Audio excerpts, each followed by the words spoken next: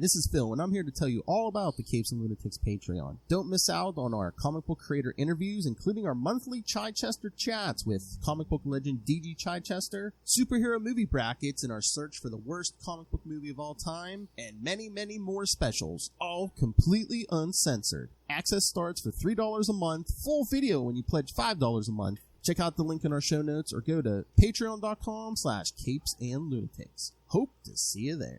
This is Luca Perich, and you're listening to the Capes and Lunatics podcast. Recording has started. In a world of capes and lunatics, of gods and monsters, there comes a threat that arises that is too great for any one hero to face alone. In those times shall rise a team of Avengers. And this is Avengers Declassified.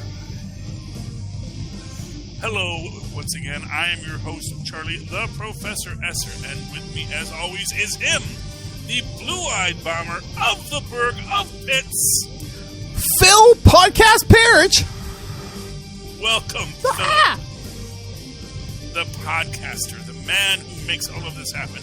So glad to have you tonight. Tonight, Philip, we are talking all new, all different Avengers. Issue 9 through 12. Yes.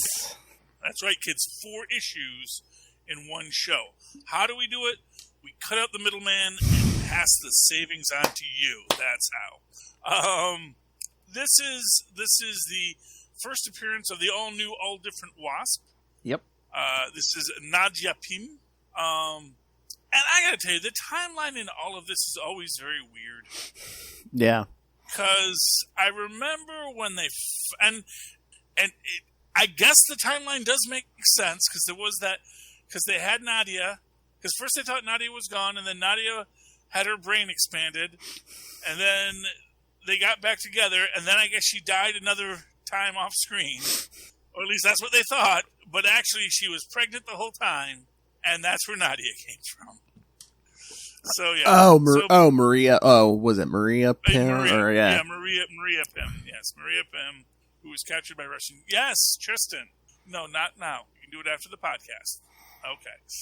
He wants to download stuff onto his headset, and it's like, no, can we all just not be on the Wi-Fi when I'm trying to do a podcast? Yeah, no, it's like they...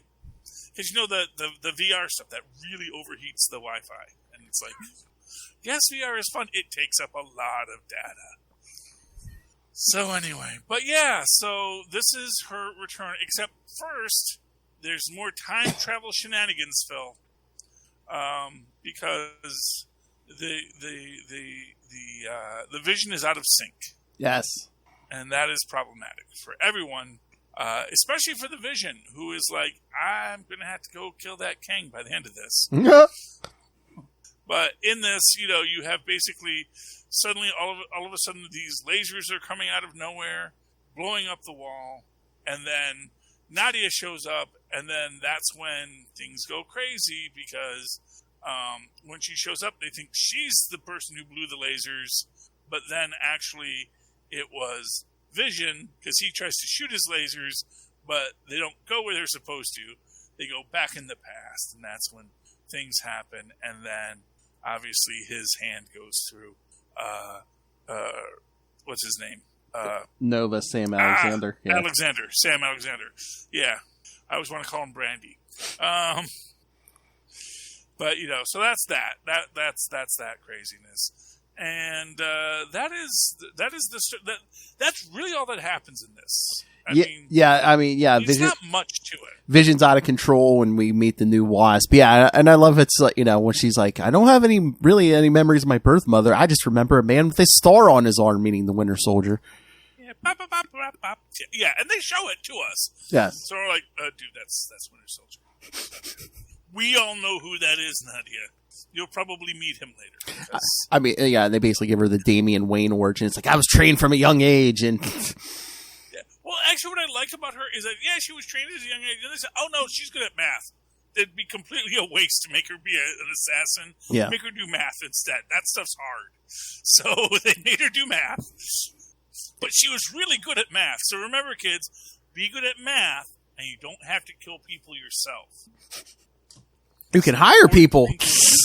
Well, yeah, exactly. You can tell them. Here's that. Just like in my new favorite comic book, A Calculated Man. If you're good enough at math, you just tell people who to kill. Anyway, moving right along. It's a light issue, but this is an introduction because over the next couple issues, we're going to be jumping back and forth between our main team and a little Jarvis and Nadia road trip. Yeah, because Jarvis is taking her to meet Janet Van Dyne, but meanwhile, Sam Alexander's going off to space to look for his father, and Tony's like, hey, let us come with you and help. Why not? Let's all go to space. What could go wrong? What could go wrong, indeed? And it's interesting because they choose not to take a Quinjet, but to just retrofit something to utilize the Mjolnir to fly through space. Well, remember, they don't have a lot. Remember, Tony don't have he's not as rich as he once was, so I don't think they have a Quinjet at this point, or not one that can go into space. They might have one, but I don't think it's space worthy. Yeah. Yeah. Well, that's always the problem when you get rid of that's the problem with Tony Stark is that he rebuilds his fortune whenever he wants. So every so often he just decides to be a poor for a while to bring him back to his roots. And it's like everyone else, like, dude, it would just be so much easier if you could just be rich and go to a psychiatrist instead. Just go talk to someone about this and not always having to give away all your fortune, because it makes all the rest of our superhero lives so much harder when you do that. Yeah, Tony has lost and rebuilt his fortune at least 3 or 4 times over the years. Yeah, well, I think when Alan Moore did that with Ozymandias, it was a joke. Mm-hmm. But it's this is actually a fun thing we can do with his character, because we've made him so smart. It's like Reed Richards, who also did this once, just to joke with himself. It's I'll say we lost our fortune, then I'll have a workaday job, and my family can feel like a family, like a nice And I actually liked it when the Fantastic Four went and had their little suburban secret identities for a little while. I thought that was cute, Yeah, it didn't work for. Obviously it causes problems, but Reed tries. That's what I'm saying. Tony Stark, I don't even think he tries to go broke. I think he just winds up going broke every so often, and then he decides to be broke for a little while, and then he just makes all of his money back. Well, sometimes it's against his will. Like when he was, when he was the whole big alcoholism thing, Obadiah Stane took his company, and then after he disappeared in Heroes Reborn, I think, was it, some other company bought out his, so when he came back, he had to rebuild it. Sometimes it's just... So sometimes it's just bad luck. Sometimes when you get turned into a teenager and sent to another dimension, there's a hostile takeover of your company will happen. I hate when that happens. Anyway, so... Uh-oh. May have lost Charlie answer. But no, Tony says they get this ship he got this ship cheap from Reed Richards because Reed took the propulsion system out. So, yes, basically, Jane Foster, Thor's hammer, is powering this ship. Basically, it's warp core. But yeah, again, the team's here to help Sam try to... Oh, he's back. We're back. Okay. Yes, okay. Yeah, Ben's download just stopped, so it's great, I get the Wi-Fi back. Yay. Yeah, so they go into space, but like I said, I like this issue because first off, we get a great thing that I don't think we ever resolve after this, which is we go to a planet that has negabands. Yes. And this is what is opening up a pathway to another universe, to the negative zone, where Annihilus is building a big weapon.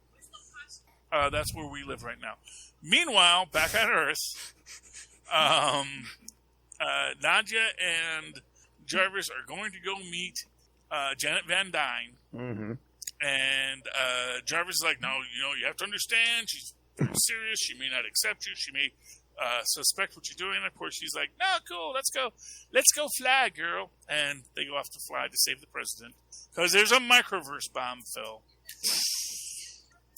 No, not in the comics. In the comics, Vision is based off of the brain patterns of Simon Williams, who they say they're going to have a Disney Plus series soon. So. Yes!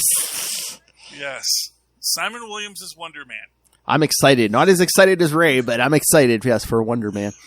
I'm hoping that's Nathan Fillion. Yes, that would be awesome.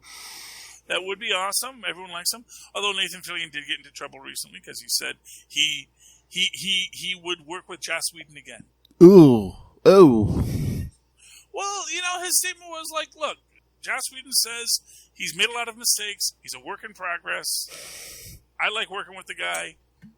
He never looked at my feet. I don't know. But yeah, I mean, that's the thing. It's, when you're in the business, I can understand you can have a relationship with someone.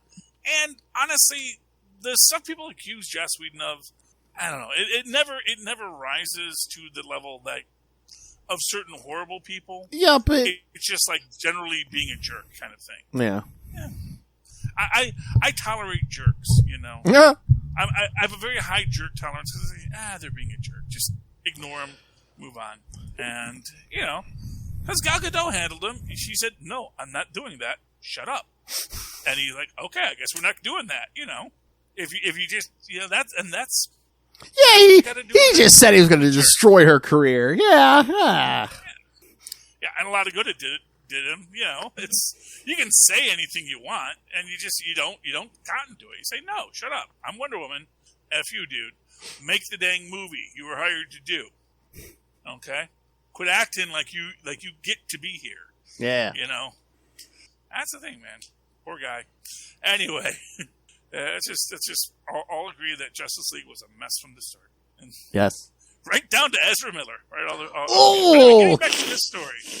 Getting back to this story. We are going in. We were on this planet that has a big donut monster that appears and sucks in people. Well, yeah. They basically get crashed. Super convenient, I guess. Yeah. Well, yeah. Is that the whole purpose? Yeah, I mean, it seems like an odd purpose if you ask me, but sure, why not? The idea that, I guess from my perspective, the idea of having the negabands, which are considered to be this super powerful weapon, it's like, no, I'm just going to use that to randomly shoot down ships and then steal people randomly to enslave them to mine whatever ore this is that I need to power my gun. I mean, they are... To me, it feels like it's like you have way too many steps in this Planet Nihilus. It's like, maybe just think, what could I do with just the negabands? They seem pretty powerful. Captain Marvel used them. He did a lot with them. Maybe I could do something. I don't know. They can harness and channel energy, and as we see, you can swap places with people and. Like Marvel. Well, right there, that's kind of interesting. It's like, you could use them, swap places with someone in the regular universe. It's like, oh, look at that. Now I'm in the regular universe. Because that was the Isn't that what I want to do to attack? That was the whole thing with Marvel and Rick Jones, Yeah, it's like you got that. You got your cosmic control rod and the negabands. I think you could do a lot more damage. That's all I'm saying. But that wasn't his plan. His plan was to randomly shoot down ships. Hoping you don't accidentally shoot down Thanos one day, because that would be wacky, It's like, oops, sorry, Mr. Thanos. Oh, the donut monster brought in Thanos. Well, I guess we're in trouble now. Or it just brings in the Hulk one day, because he's out in space all the time. That could have happened. And now what are you going to do on Nihilus? You're not in a good spot when you bring in the Hulk. Oh, no, don't give them ideas. First it was Planet Hulk. Now it's Dimension Hulk. Hulk in the negative zone. Honestly, to me, that's that's actually probably the best thing you could do with the Hulk. Hey! If you send him to the negative zone, it would actually work out really nicely, because he would beat up a Nihilus, of course, but then he's also probably going to find a nice, group of people in the negative zone to live with. So like when he sent him to the microverse, and he just found a group of people in the microverse to just be buddies with, Mm-hmm. It was very happy until someone went and took him out of the microverse. Why did you do that? What was the point? Why are we always, that's it's like you can send the Hulk somewhere. Just let him stay there. Don't bring him back. Well, I think that's what the Illuminati was trying to do, but it blew up in their faces. They did it poorly. Yes, he went to the wrong planet, and then the ship he went in blew up and killed a lot of people he liked. So yes, yeah. And that was Meek, man. That's like my biggest thing with Love and Thunder. It's like, are they going to be true to Meek? Is Meek going to betray them? Because I'm going to tell you right now, my friend, those monsters they're fighting, those look like insect monsters. And Meek actually does have a plot line where he's like, no, man, I needs to meet me some other insects. I needs to breathe, you know? So, yeah, there's a whole thing with that. Anyway, moving right along, they all get stuck in the negative zone, where, of course, our teenage heroes have all been enslaved. Although, you know, enslaved is kind of a harsh word in this, because it's like, because almost immediately Ms. Marvel escapes, because she's like, oh, these are handcuffs. I can just ensmall in.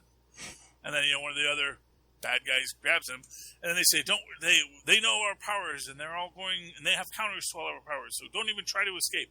It seems a little like defeatist in that scene for something that's going to eventually be, well, no, actually we have powers that they don't know we have, so we'll utilize them now. Mm-hmm. When they're actually in the mines, and then they're like, well, we can use the darkness and the choke points to actually do what we have to do, which they do, and then they escape, which is good. Unfortunately for Vision, he can't process antimatter suns, because he needs that good old fashioned solar energy. Not, you know, he's like Superman. Put him in the wrong kind of sun, suddenly it really messes him up. So he needs just the right kind of sun. Yeah, because even Tony's like, the armor's not working at 100% because of the atmosphere and stuff. Yeah. Yeah, too many free positrons. It's like, I have a armor that works on electrons, not positrons. This is really harsh in my gig. Now, you would think that, of course, when you come through the event horizon into the negative zone, it actually reverses you into antimatter, so you don't actually destroy everything you touch. But they're not operating with that premise in this one. What, did they go through this little distortion zone? They went through a donut, so... Yeah, I mean, that's an interesting question. But, you know, if they were all still just matter, then landing on an antimatter universe a planet would cause them all to disintegrate. But maybe going through the donut gives you like a dirty transformation. You know, you're just negative enough that you're not going to explode when you hit the negative zone. But yeah, we're going to say that's what happened, Phil. Yes, headcanon. Here's your no prize. Thank you. Okay, no problem. I got 1 million of them. So yeah. So they fight. They fight Annihilus. They do blow up his machine, which is good, because you need to do that, because that was the machine that's going to shoot the big laser through the universe into our universe and destroy our universe as a thing you can do. And I like how they go about doing it, because they have to, they hook up the Nova helmet to connect to Vision. Vision, so that he now has power, so he can fight, Thor can fight, everyone can fight, but poor Sam Alexander. And then they start using the negabands. Once they can get the two negabands together, they can start switching out between the universes, which is cool. And they do this little thing where they keep on round robining. You know, you come in, I go out, you come in, I go out, you come in, just tag teaming until they eventually blow up the machine, because they have Sam Alexander go in. I'm not sure how Sam Alexander fits in the machine, because the whole point was that Ms. Marvel in Smallland to get in there. But I guess when they switch back, I guess he's smaller? Is that what happened? I mean, I guess that's what happened? Or maybe. Is it bigger on the inside once you're inside? Well, I was going to say, how big is that machine? Yeah. I don't... Yeah, because, I mean, we figured she in Smallland to get in it, but maybe when she's inside, she could be proper sized. Again, it's one of these things, when you're reading it, you don't quite notice it. When you read it a second time, it's like, well, there's some stuff I'm noticing now. We do blow up the machine. Thor fights Annihilus.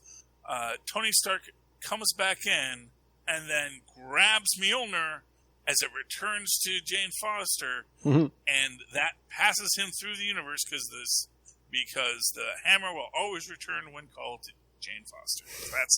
That's how it works. They leave poor old Annihilus over on the other side. Oh, and of course they open up the donut thing. They all go out. They save everybody. Yay, heroes!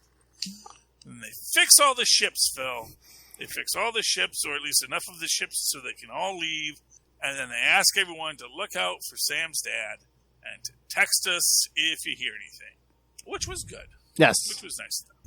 Meanwhile, of course, back on Earth, Nadia and Janet save the president, and they get all the swag, and they had a really nice time, and they agree that Nadia gets to be the Wasp too. Yay! Yeah, because I'm trying to remember. I was trying to remember. I think this is one of those points where Hank Pym is dead.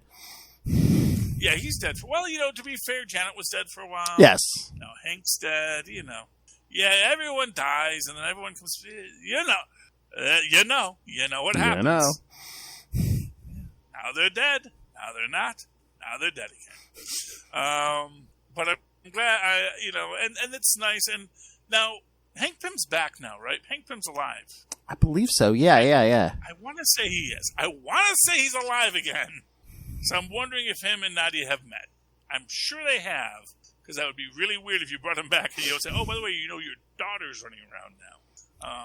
I think everyone's alive now. I think both Wasps are alive. I'm pretty sure. Yeah. Hank Pym's alive because I know that he gave stuff to everybody. He's like, I know that he set up the new Giant Man too. So yeah, that's cool. Yeah, that's a guy who's not getting as much play as he could, but all things in time. Yes, love you too, Tristan. Anyway, yeah, it was cool. And then the next episode is when Vision goes after Kang and does one more Kang variant just to throw off the timeline, because he could kill. For those who don't know, it's like he goes through, I could kill Kang, but maybe I'll just teach him to be a better person. Hey, maybe one day we'll come back and do more of the all new, all different issues. So we'll see what we feel like. Yes, because there's a lot of Avengers books out there. Oh yeah, especially team books, and then you even get into the solo books and stuff. Yeah, I mean, we're doing the whole Secret Wars too, man. That's that's the original stuff, man. All right. So, Phil, do you want to talk a couple of tangentially related Avengers books? Sure. Shall we start with Maestro? Yes. World War M #4? Yes. Now, here's a question. Was Neymar ever an Avenger? Yes. Yeah. He was, yeah, if not... Well, this is in the future. Yeah, like in the 80s. If not during the siege... Oh, yeah, wasn't there when the Masters of Evil take over the mansion, and like even a little before that. So like in the... Yeah, Neymar was on the Avengers, yeah. Yeah, I mean, he's been heroes many times. Oh, he was on there. He was on there for a while when Dr. Druid was on the team. Yeah. Oh yeah, good old Druid. Mm-hmm. Yeah. So this is fun. So of course, as you know, we've got what's is that Maestro? Giganto? Is it Giganto or Giganto? Yes, Giganto, the whale who walks like a man. And poor old Abomination. He's like, what? Why? But I love this, and I like to think, wait, how did the Fantastic Four defeat this guy? Oh yeah, the thing went into his stomach and set off an atom bomb. I don't think I have one of those. Which is also just like, oh wow, that is some pure Silver Age. See, you can say what you want. Like Stan Lee wrote that. That is a Stan Lee story. He takes an atom bomb in with him and blows it up. Excelsior! And then, of course, you know what the real joke of that is? It's like, yeah, and then that made, that gave Giganto a tummy ache, and he had to go sleep it off for a couple of years, Like, but he got better, Right. And poor old Neymar, he is like way off his meds, because his like dead kid, dead wife were there, and his wife's like, Neymar, this isn't what I would want for you. And then Neymor's hallucinated son pushes his hallucinated wife off. Giganto's like, good, we didn't need her at all. Peter David. He's in trouble. I love that Giganto is giving the Hulk a real run for his money. Yeah. Like, and again, this is one of these things where you really realize, like, oh wow, I bet you after this is done, the Giganto's going to be fine. Yeah, Giganto is a giant whale. Boy, besides the harpoon through the eye, yes. Well, yeah, but like I said, he had an atom bomb go off in his stomach. I think he can heal. Or maybe next time we see him, he'll have an eye patch. Giant eye patch, yes. Yes. I remember when the Hulk took the eye. Now I've chased after him. Yeah. Oh, well, yeah, it's very hard to kill Dr. Doom, although he's almost dead in this one, too. Oh, yeah. Well, he's fully scarred in most universes. So, and this one, he just got beat up by the Hulk, too. So he's got, like, all broken bones and stuff. He's in a wheelchair. He is not happy. And, yeah, and then he, like, blows up his attaché because he's like, well, what did you do? It's like, well, I took the Abomination to the transport. Like, you told me to accommodate him. He's like, you told me to accommodate your guests. Yeah. And there's good old Jim Hammond, the Human Torch. It's like, what's going on, man? Yeah, Jim Hammond, the original Human Torch. Yeah. Well, no, he's not a cyborg. He's an android. He's actually a synthezoid. Yeah. He's a synthetic man. Yep, that's the same guy from the 40s. He's ageless and mechanical. He's super cool. Anyway, so, and of course, the whole city is being blown up. And Doom is mad because, obviously, if you kill everyone, who are we going to rule? We can't rule them, Phil, if they're all dead. Yes. Very short-sighted of Neymar. Neymar never cared, though. That's Neymar's problem. Neymar just has anger issues. Well, he didn't until, like, the Hulk went and killed his family. Well, yeah, that's what I'm saying. Yeah, he always did, but that just made it 20 times worse, yeah. Yeah, and honestly, I really just think, I see, this is why I think the Hulk makes most of his own problems. Oh, yeah. Like, because I think, like, at any point in this, he could have just sat down and talked to people and maybe worked it out. But, I think he goes to the fight too much, Well, that's just he doesn't like to lose a fight. Especially the Maestro. It's this point, the Hulk's just going evil, Yeah, well, but, there's times in this where you can sort of see, he kind of wants to be good, because this is still the Professor Hulk. Mm-hmm. This is still one of the other personalities that Samson, Leonard Samson put in control. So that would be interesting if you had Doc Samson come in here and just sort of like, actually, no, it wasn't Doc Samson. It was actually the Ringmaster.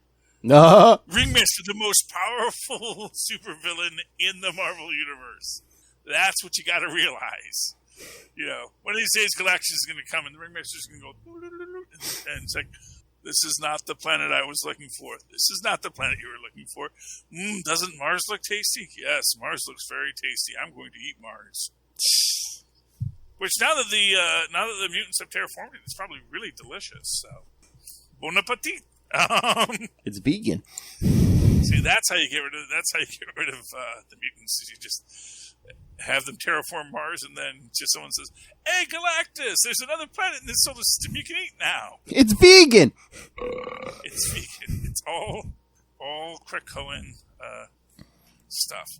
Yeah, but it's fun. It's good. I like it. I like the fact that at the end of it, you get a nice little buddy team up with the Hulk and Abomination. Mm-hmm.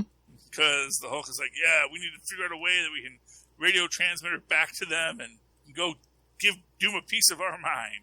And Abomination's like, you like something like this? It's like, great. Best friends forever now. I believe it, Phil. Yes. I believe they're going to be best friends forever. Okay. And, of course, speaking of Hulk, we also had the new Fantastic Four. Yes. Which is not the new Fantastic Four. It's actually an old Fantastic Four that was briefly new. Yes. And who is writing this? Same guy, Peter David. See, this is not his best work. Oh! I will say it. No, it feels forced. I mean, granted, you have a priest with, I guess, magical wishing powers. That's his mutant ability. He wishes and things happen. You mean Father Priest? Father Priest, yes. I'm not going to fault him on his name. It's a real possible name. Yes. I don't quite understand, like, oh, his powers are he wishes for things and they happen, and then at the very end it's like, I wish we were somewhere else, and then he's in Reno. It's a little contrived. It doesn't seem to make a lot of sense, especially when the other three guys go back to the Baxter building, and of course, I guess, Ghost Rider stays because, Now, this is Danny Ketch, right? Yes, because this is set in the 90s. Yeah, it's Danny Ketch. Yeah, this is back in the 90s, yeah. Danny Ketch, a very popular Ghost Rider among Danny Ketch fans. Like, the premise is interesting, although it's weird because you start off with the nun and an evil priest, but then we see that the actual priest was dead the whole time, and the evil priest takes the nun, and that we don't follow up with that. And then the next thing we see is our good priest going into the rain sewers to talk to the homeless people, and we meet the pregnant lady, who we then later see because she's the one who tells Father Priest about the Mr. Ash, who is winding up the residents to go commit anarchy and stuff. But he sees that he can. But that's what we also see, that he can see that they're demons. So yeah, he's got some interesting power set. He can see through disguises. His wishes come true. Probably a mutant. That's usually the guess, but we'll have to see where it goes. It's either going to be mutant or some kind of supernatural thing, probably. Yeah. Just because all he's this. Just God's favorite. That's what it is. Oh, maybe. His prayers just keep getting answered. It's like, what? His faith is so powerful that he just God says, sure, I'll randomly send you to Reno. But I'm gonna make it, but everything's gonna be there. And that was the other thing, was just Spider-Man, Wolverine, and the Hulk all just knowing they're supposed to be there. And it was weird because they also didn't say they knew they were supposed to be there until later in the book. Like I said, I just felt it was very inconsistent in writing. I think the story kind of jumped around a bit. And, maybe it's going to pay off as it goes. But, as a first issue, I was a little disappointed. What did you think, Phil? I mean, I liked it. I get where you're coming from, but I wonder if it's going to be part of, like, the priest's magic spell that compelled them to come to Vegas. Because even in, like, the original story, like, they were compelled, but it was, like, a device some Skrull used to, like, get them together. So, to call them together. So, yeah. I didn't know if it's like a callback to that, something calling them all together. Unless there's someone else involved, that someone else is manipulating them, calling them, making them do this. The whole Spider-Man took the photograph, that was... I don't know if I felt that was cute and clever or kind of weird and on the nose. I also don't like the way that he's writing Wolverine in this. He's very... I don't know, it just, like when he slides down the building with his claws. Oh, yeah. It's like, first off, why are you damaging that poor building? Because that, it's like, first off, that's a very long way to fall. Yeah. And quite frankly, you could just jump off and get up because you got adamantium bones, so you're not going to break anything, and you're just going to heal. Yeah. I mean, why go through the trouble to damage the wall just to slow yourself down a little bit? I mean, Peter David loves to inject humor into his stories. I mean, he's written Spider-Man and the Hulk, but I don't know. I just don't know if his brand of humor works for Wolverine, so that's what... Yeah, I did not... I mean, honestly, that would be, I would say, one of my biggest problems with it, because honestly, I did not think that Peter David wrote this. Yeah. Because I said, it is not witty, it is not funny. Well, that's the other thing. I don't think he's had a ton of practice writing Wolverine. I mean, he's written a ton of Spider-Man and Hulk, so... No, but even Spider-Man and Hulk, they're just really blandly written. I don't feel like you get the complexity of story that I'm used to from him. I mean, honestly, what it really feels like is... It feels almost like a contractual obligation. It feels like maybe he didn't necessarily want to write a story, but it was like, this is a popular set of characters. Hey, you worked on this era of the Hulk. Why don't you write this story? And he was like, do I have a story to tell for that? I mean... you're going to pay me how much? Okay. I mean, to me, it's almost felt like, oh, hey, the Father Priest story, guest starring, these Marvel characters, because those first couple pages, I'm like, well, when are we getting to Spider-Man and Hulk and everybody? I'm like... Yeah. But, see, that would have been okay, too, but then I need more about Father Priest. Yeah, You know? yeah. I mean, that's the problem. It just seemed like it was weirdly okay. Here's all the pieces, you know. So maybe like the second issue, it's all going to start to make sense. I think he's going to. Pieces are going to come into play. Yeah. It really felt like this was just. There wasn't anything in this to grab me, aside from the fact that look, it's that group of Fantastic Four people that we know from that one couple of issues. Yeah, I mean, I think he's going to give more answers, but yeah, you needed like a bigger hook for the priest, you know, to say, hey, why should we care about this guy? Yeah, and you know, it would be interesting. Now, again, on some of the covers, you have Ms Marvel, and now if they had put that character in here, that would have been interesting. But I don't know how that's going to work with her larger arc in the stories that have already happened, since this is happening concurrent to those issues, you know? Yeah. It's like there's all this other story that went on at the same time, and it's just, you know, it's one of the reasons I don't like when they do this particular gimmick. Yeah.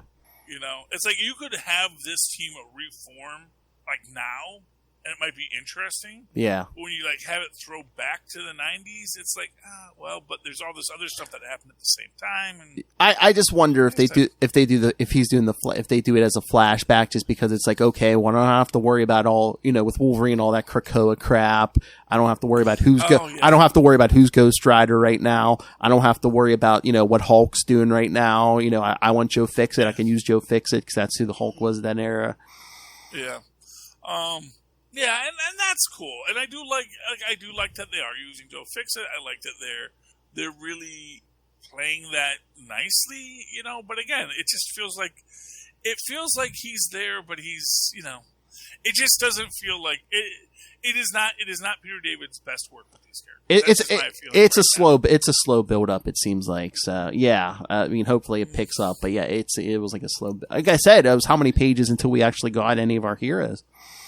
Yeah, but again, like that was it. So that's sort of the thing, is like that buildup was kind of interesting, but like, and see, and that's that's where it gets weird. It's like, because you have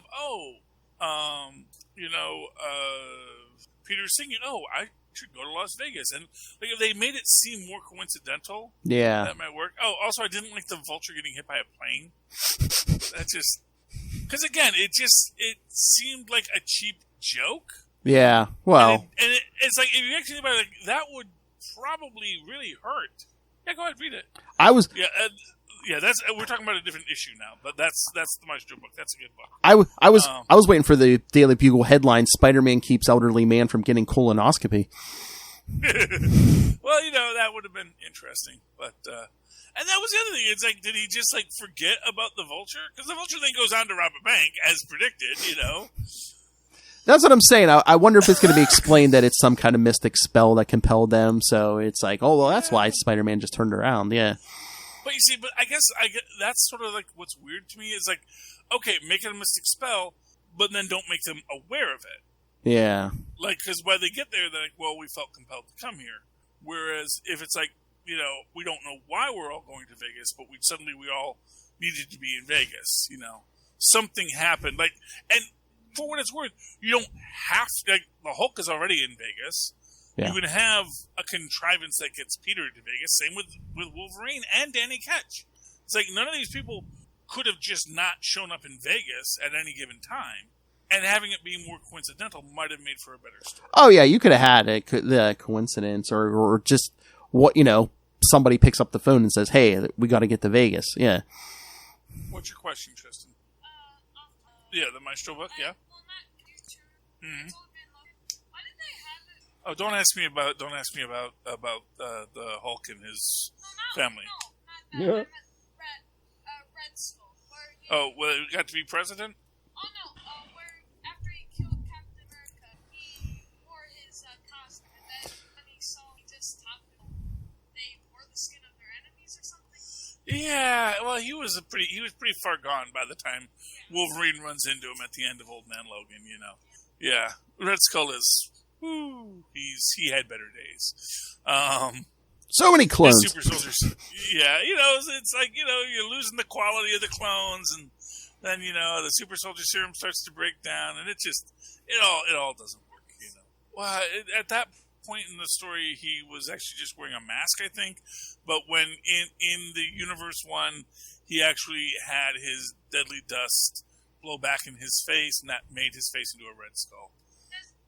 Did his skin just... Yeah, it just contorts around you. Yeah, it's like the Joker, so... Yeah. Except it didn't kill him, so... Because he had it in a cigarette, he's going to blow it in Steve Rogers' face, and John Walker hit him with the shield and made it. Yeah. He went, he inhaled. Don't inhale. That's the thing. But at that point, like, Steve already... Wait, why isn't he inhaling on his cigarette? Uh-huh. You know, and then, you know... Steve had already figured it out, and, you know, so... But then, you know, good old John Walker, he's always in there. Always in there to just randomly throw a punch or a shield or whatever he needs to. And that's what makes it great. All right, Philip. Anything else you want to talk about tonight? Books or the adventures of Avengers going out there no, in the universe? I think we're good. Okay. But I was just going to say, yeah, next week, Summer 69 starts. So, yes, next week we're going to be covering Mighty Thor 160 through 163. Woohoo. And then I think the week after that is going to be the Thor Love and Thunder review. Yes, yes. If I recall correctly. If you remember correctly. Because that's cool. And, you know, let me just get up our little thing about our cape stuff. Ooh. Right there. And, like, kids, do you like Thor? Do you like Love and Thunder? Do you like to eat beans with George Wendt?